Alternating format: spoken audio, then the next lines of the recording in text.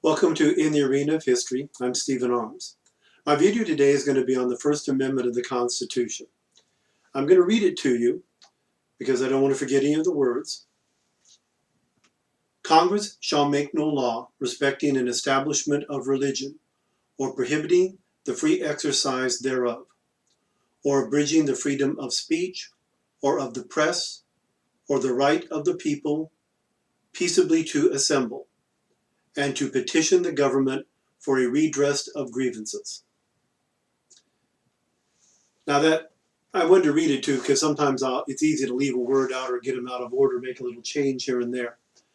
But this, the First Amendment of the Constitution is probably the part of the Constitution most people have heard about, or have at least you hear it on the news or on TV, people talk about it all the time. And again, I'm going to break it into parts when we talk about it here, because even though it's only basically a run-on sentence, it's a paragraph. There are many aspects of it that are definitely we hear about them all the time in our lives today, and how they've been interpreted and how we deal with them has a lot to do with all of our freedoms that we have. Congress shall make no law respecting an establishment of religion. Okay. I think most people would agree that that means that the federal government, Congress representing the federal government, cannot have a state religion.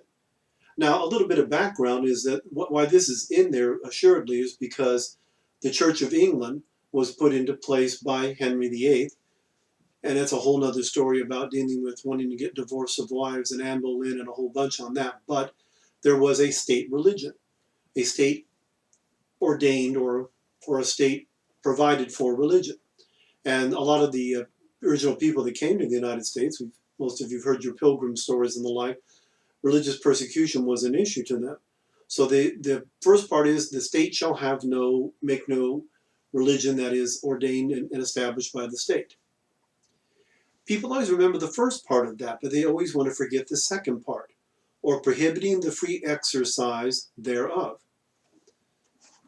People want to say, well, separation of church and state. Well, remember that it says the federal government cannot create a religion and cannot give any preferential treatment to religions, but it doesn't say that it has to ignore them entirely. We are entitled to have free practice of religions. And for example, there's huge issues on whether or not a religious document can be in a building or something, a copy of the Ten Commandments or something along that line. And I don't see anything in this personally that would inhibit that. Now, there's been some decisions by courts and the like, and courts aren't necessarily always right. I mean, sometimes common sense would say one thing, whereas a legal mind may say another. And sometimes legal minds get so tangled up in the law, they actually forget about the common sense of it.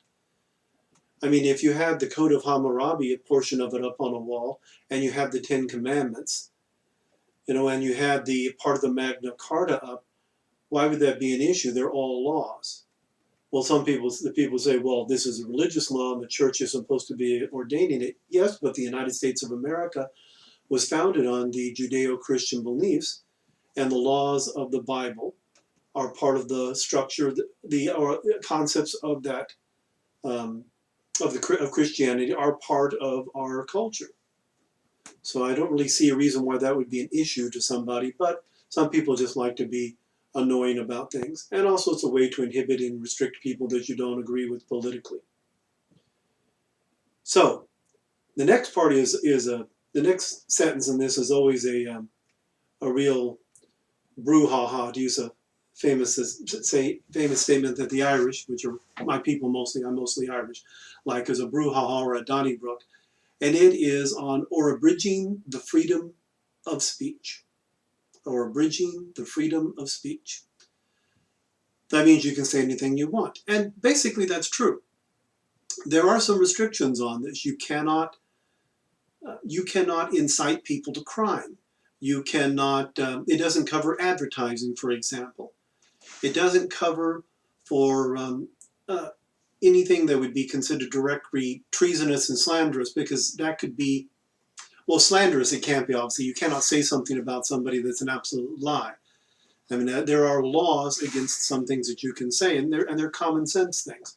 If you cannot say on public that this person is a murdering adulterer, bank robbing, bartender or whatever it happens to be that you happen to have a dislike about. But unless you can prove it. If you can prove all those things, then yes, then it isn't slander, and you're protected by your freedom of speech to speak your ideas. But there are restrictions on it. Now, does that mean if I say something and you don't like it, say on my video, that you have a right to come and burn my house down? The answer is no, of course not. Because the freedom of speech is the government shall make no laws interfering with freedom of speech. But freedom of speech itself is a matter of interpretation. Freedom of speech does not mean that you have freedom of being offended. People will say things to you that you don't agree with, and that being offended at somebody saying something is a totally natural and reaction to something that you disagree with. But most people, instead of wanting to cover their ears and not hear it, or punch the person, or do some of the horrible things people love to do in our society today, maybe you should think about what they're saying. Maybe you should look at it and say, maybe there's something here I can learn from this. Or if nothing else, just basically come up with a way to tear down their arguments if you just want to be mean about it, I guess. But the point is still, freedom of speech is a fundamental crux of Western civilization. I mean, it is the logos. It is the word as creation. It is the one thing that really separates human beings from everything else in the world, is the ability to actually speak. And freedom of speech has to be part of your society. The famous saying, of course, from Voltaire is that, I'll paraphrase him, that, I may not agree with what you say, but I'll fight to the death for your right to say it. People should have the right to say things, even things you don't agree with, even things that are nasty, even things that are bigoted. I'm sorry, that a person who's a bigot, their freedom of speech is their freedom of speech also. Now, if they do something in their speech to incite people to riot or violence, or if they call for the death or destruction or the overthrow of governments, or that we should all go and rob the bank right now, now they're in the process of conspiring to commit a crime. And that of course isn't freedom of speech. Now, freedom of the press. The press is a fascinating entity in the United States of America because it is actually the only thing really mentioned as far as a business in the Constitution. And because of that, it does give them some protection and privilege. It also gives them a huge amount of responsibility. And one of the problems I can see with the press personally, and again, this video is going to be history, but it's also going to be a lot more of commentary, is that the press is not willing to accept those responsibilities for its actions. They'll say, they'll report what they want and not consider the consequences of it. Or they'll get a bias. And everyone has a certain amount of biases. The way to find out whether you're biased is to talk to somebody who disagrees with you and find out. They can generally point your biases out really quick. Our current situation in the United States with the press, and this is not just currently dealing with the press and Donald Trump or the press and Barack Obama. I mean, you can go back and back and back. Presidents have had trouble, and governments have trouble with the press, and individuals have had trouble with the press for as long as there's been press. I mean, Hamilton had problems with him. Jefferson had problems with him. Washington didn't have a whole lot. Everybody loved George Washington. If George Washington hadn't want the Constitution to be taken in as a form of government for the United States, we would have not have had the Constitution, probably. But the whole point is that people have the government has difficulty with the press. The press has a huge responsibility to be accurate. And I think that's one of their faults, is they're too much into the sculpting of opinion than they are conveying simply the facts of the news. A personal difference. And somebody say, oh, you're saying fake news and all that. I think everyone is involved with this has a percentage dealing with the press, be it print or online or on television or cable. I'm in the same position right now. I'm giving you my opinion. This is commentary. The facts are what I'm reading you as far as what the First Amendment says, but everything else they're my opinions. Now, they're good opinions. They're well thought out, but they're still just opinions, and you can take them or leave them.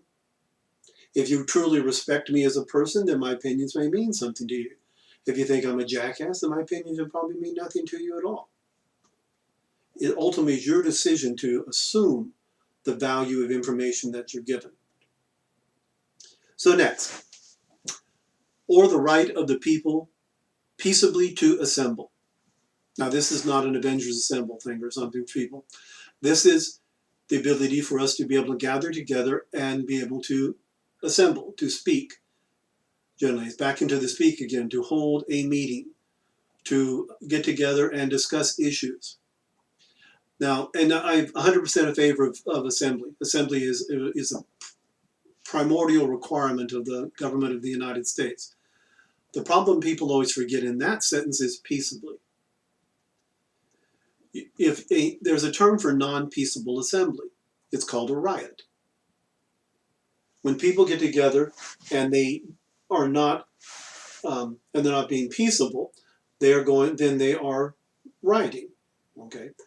Now you're saying, well, yeah, well, sometimes people have to get in, they have to march and all that. I go, there have been a lot of significant marches in my lifetime. I've seen the civil rights movement. I've seen the marches there.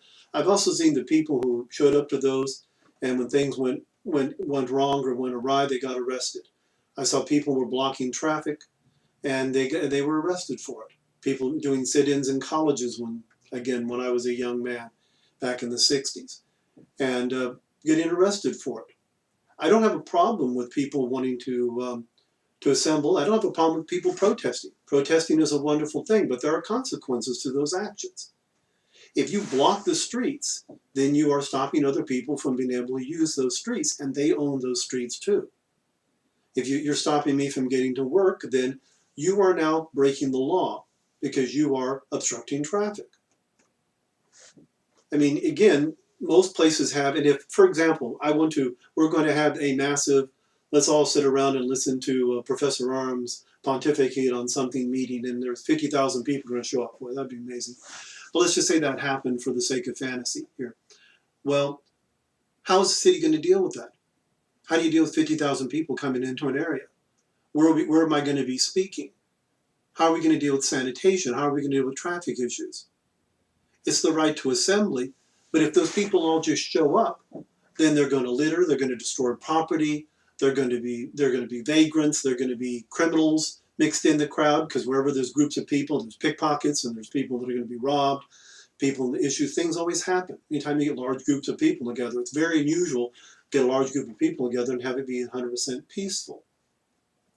So my point is that when protest is a wonderful thing. It is, because protesting is a way to get people's attention to, again, a word coming up here, to grievances, to get people to redress grievances that are done to them.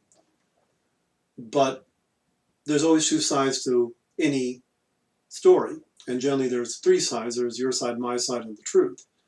But in this case, people need to be careful when they use that right of assembly, because, again, it becomes a thin line between being a protest for a wonderful thing and becoming a riot where people are dying and properties being destroyed and lawlessness is prevailing. Now the last part of it, of course, is and to petition the government for a redress of grievances. Basically, we always have the right to tell the government if something has been happened that to be considered as something to be unlawful or we've been treated unfairly by it. We always have the right to petition them. It doesn't mean they're necessarily going to agree with us, but we do have the right to petition it. And again, that goes back into the protesting context. One way you can get the attention of government is you can have a march, you can have a protest, you can have people getting together and doing something in large numbers. Nothing makes senators or congressmen more nervous than people in their districts or states protesting against something, especially if that's ended up being directed at them.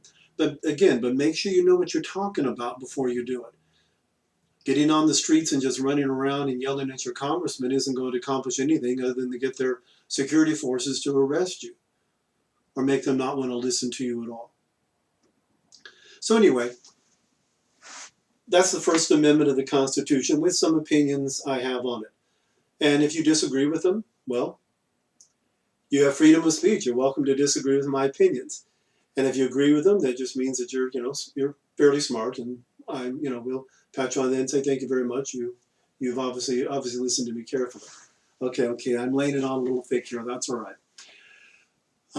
Actually, the main point of it is just to get you to think about it. These are your rights, and these are the big ones, people. Now, of course, the second one coming up is going to be one I'll do on the Second Amendment. That one probably causes more fights, sometimes I think, even than the first. But we'll do that for another video. So if you enjoyed this video, please mark, give me a nice positive, mark that you liked it on the bottom. And of course, if you want to see more of my videos, please subscribe. Thank you for your time. Bye.